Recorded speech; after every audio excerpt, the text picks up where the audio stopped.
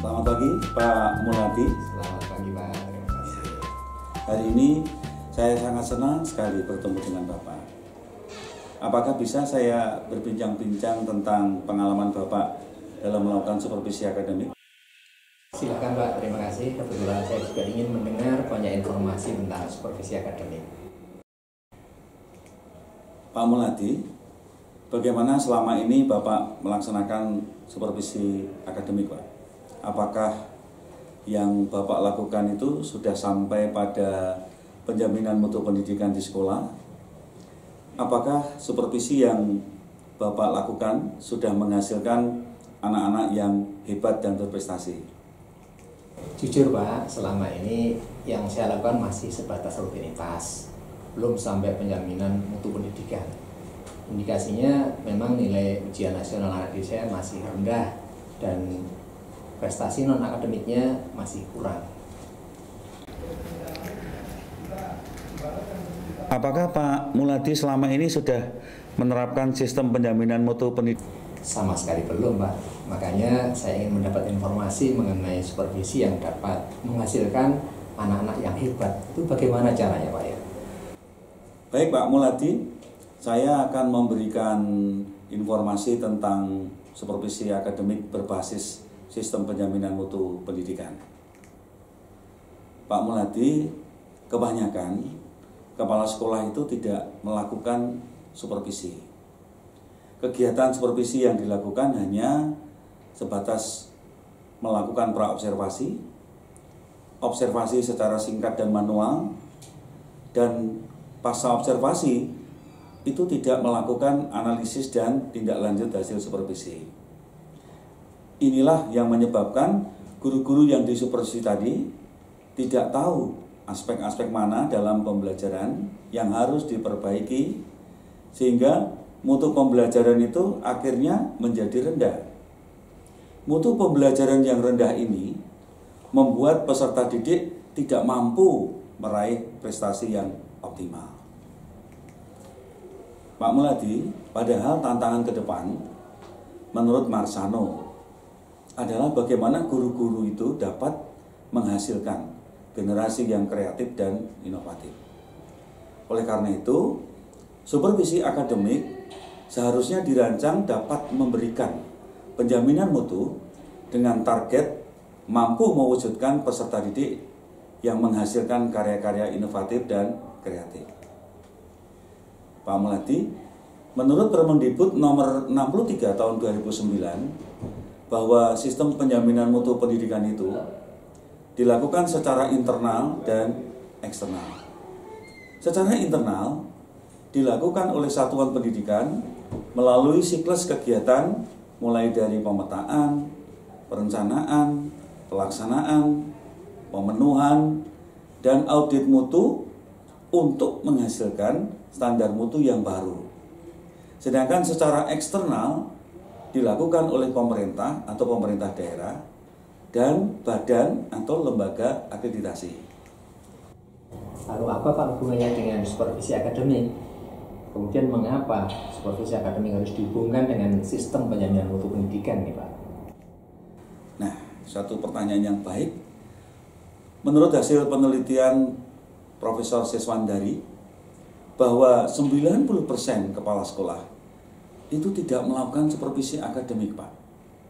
Padahal menurut Permendikbud nomor 13 tahun 2007, seharusnya kepala sekolah melakukan perencanaan, pelaksanaan, dan tindak lanjut hasil supervisi.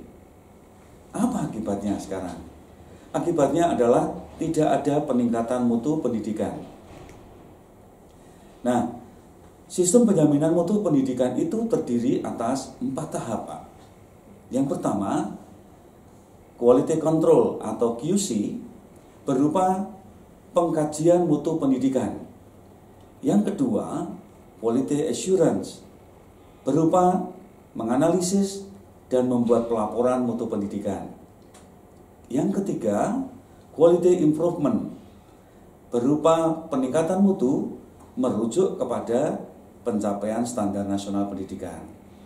Dan yang keempat, capacity building berupa menumbuhkan budaya peningkatan mutu secara berkelanjutan. Ya Pak, terima kasih. Lalu bagaimana cara kita menerapkan keempat tahap tadi dalam supervisi akademik, Pak? Baik, Pak Muladi. Yang pertama, mengimplementasikan QC dalam supervisi akademik itu dilakukan oleh kepala sekolah dengan pengujian mutu pembelajaran yang meliputi pengujian dari perencanaan, pelaksanaan, dan penilaian hasil pembelajaran dengan tentunya instrumen yang terukur sehingga nantinya akan menghasilkan peta kompetensi guru. Yang kedua, implementasi QA itu dilakukan dengan menganalisis hasil pemetaan kompetensi guru tadi untuk kemudian bisa memberikan rekomendasi bagi perbaikan mutu proses pembelajaran. Kemudian yang ketiga, implementasi QI itu dilakukan dengan membuat rancangan strategi peningkatan mutu berdasarkan rekomendasi hasil analisis pemetaan kompetensi guru. Nah, rekomendasi ini diberikan berupa tindakan pembinaan, tentu saja dengan pengembangan.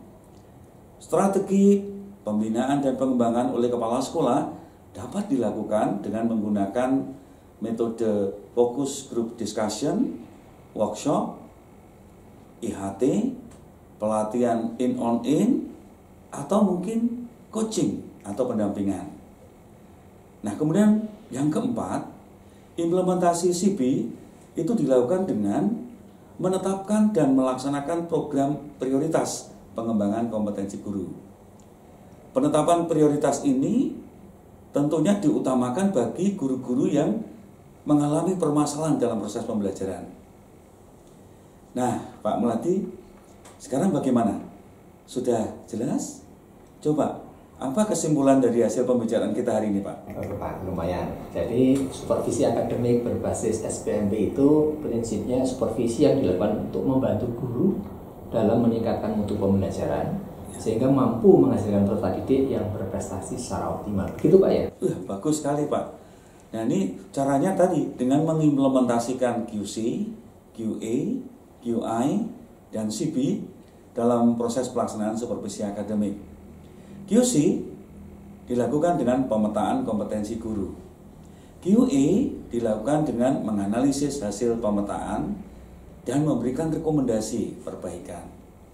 QI dilakukan dengan menyusun strategi peningkatan mutu berdasarkan rekomendasi tadi, dan pada akhirnya CB dilakukan dengan menetapkan dan melaksanakan program pengembangan kapasitas.